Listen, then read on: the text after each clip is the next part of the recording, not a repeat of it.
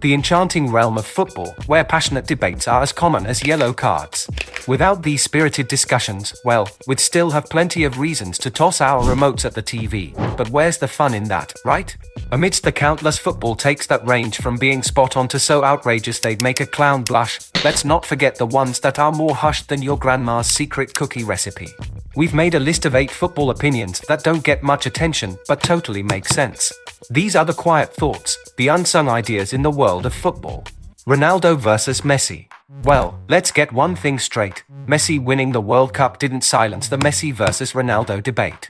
It's like settling the "is pineapple an acceptable pizza topping" argument by saying, well, it's on the menu.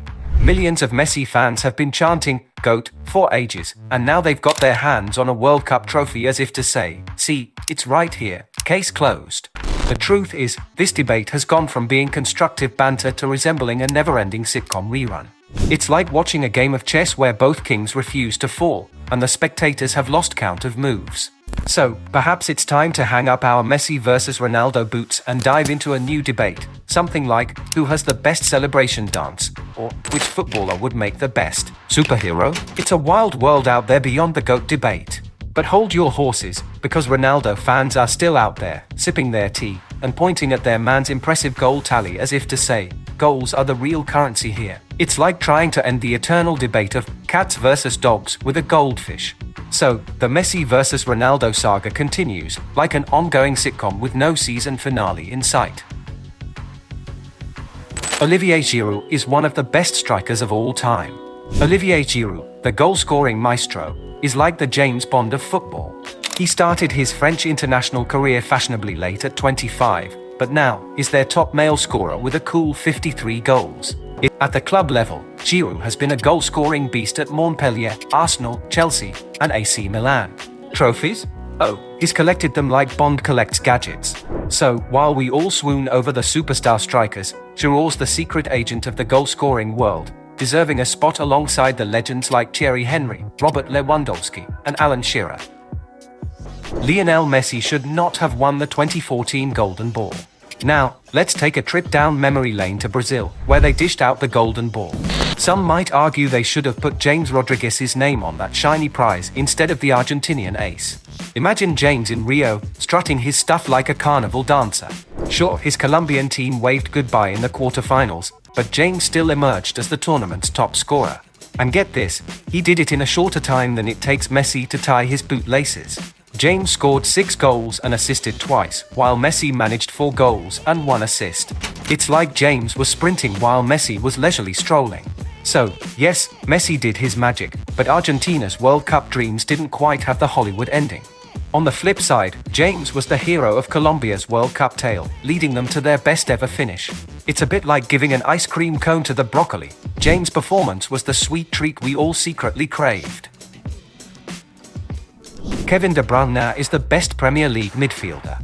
Gather round, folks, and let's tip our hats to the Premier League's crown jewel, none other than Kevin De Bruyne, the maestro at the heart of the finest team to ever grace the league. It's time to put aside any lingering doubts and accept that De Bruyne's claim as the greatest midfielder in Premier League history isn't just a passing trend driven by the "what have you done for me lately" crowd. The Belgian Dynamo not only boasts more league titles and PFA Players Player of the Year awards than legends like Frank Lampard and Steven Gerrard, but he also serves up assists. Like it's his side hustle with a superior assist-per-game ratio. He's even got a share of the record for the most assists in a single Premier League season, a feat he achieved while moonlighting as a magician. However, what truly sets De Bruyne apart isn't just the stats, it's the sheer artistry of his play. It's like his Picasso with a football, painting masterpieces on the pitch, while the rest of us are just trying not to trip over our own feet. So, while Messi's elegance might be poetry in motion, De Bruyne's pinpoint passing is like football's secret sauce. It makes everything taste better. The Arsenal Invincibles are not the best Premier League team ever. The term "invincible" sure has a nice ring to it, doesn't it? But let's not get carried away. New Zealand went unbeaten at the 2010 World Cup. They're invincible too.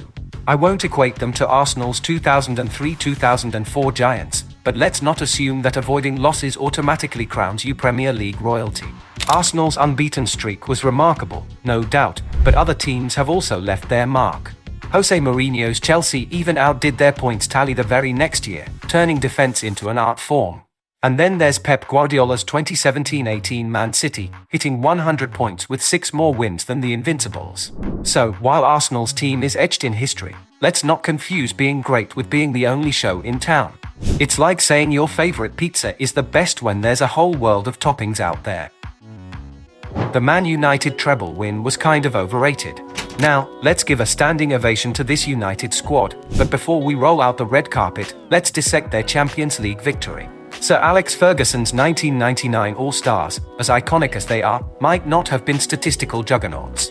Picture this, they averaged just 1.45 goals per game. It's like ordering a blockbuster movie and getting a documentary on grass growth. And here's the punchline. Their win rate was a modest 45%, making them the least victorious champions in the tournament's history.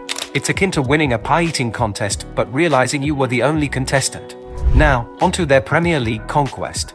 While they did claim the title, their 79 points are like winning a race by a nose hair. It's the third lowest points total for a Premier League champion, trailing just behind Arsenal's 97-98 team and their own less than stellar record from 96-97. So yes, they are legends, but they might just be the champions who won while casually strolling instead of sprinting. It's like discovering your superhero can fly, but only a few inches off the ground. Didier Drogba is not in the top 10 Premier League strikers. Alright, folks, hang on to your hats, because what I'm about to say might sound a tad wild, but bear with me. When you close your eyes and conjure images of the greatest Premier League strikers of all time, you're probably thinking of the Holy Trinity, Henry, Shearer, and Sergio Aguero, right? Now, don't get me wrong, Didier Drogba was an absolute beast of a player, and he had some seasons where he was hotter than a jalapeno on a summer's day in front of goal for Chelsea. Like the British weather, unpredictable.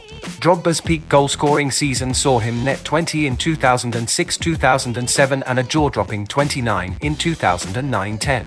He also had a couple of solid 12-goal and 11-goal seasons. But there were times when he was about as effective in front of goal as a scarecrow in a striker's jersey.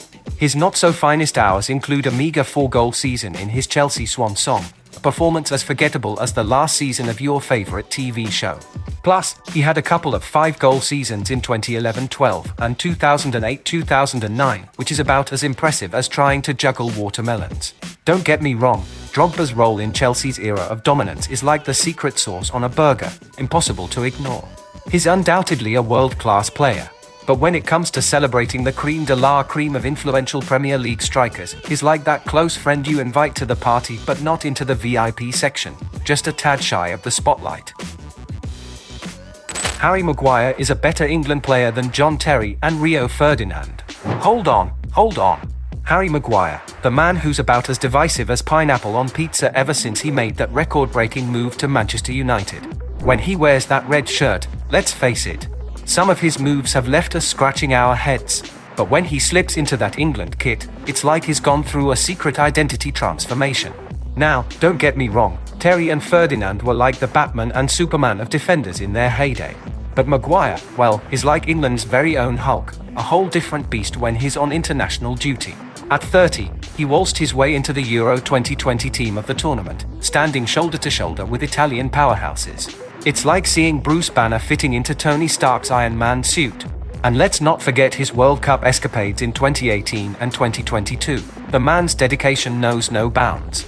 Oh, and he's also England's top-scoring defender, netting 7 times. He leapfrogged Terry and Jack Charlton with a goal against San Marino, proving that he's not just a defender, he's a goal-scoring sensation. It's like seeing the Hulk win the annual Avengers sprint, unexpected but oh so entertaining. We all harbor that secret football opinion, don't we? The one that we dare not utter, knowing it's akin to tossing a lit firecracker into a room full of fans. So, what's yours? Go ahead, spill the beans, and let's stir the pot together. Share your football beliefs in the comments below. And hey, if you enjoyed this, hit that subscribe button for a ticket to more intriguing football conversations. We promise it'll be as unpredictable as a last-minute penalty shootout.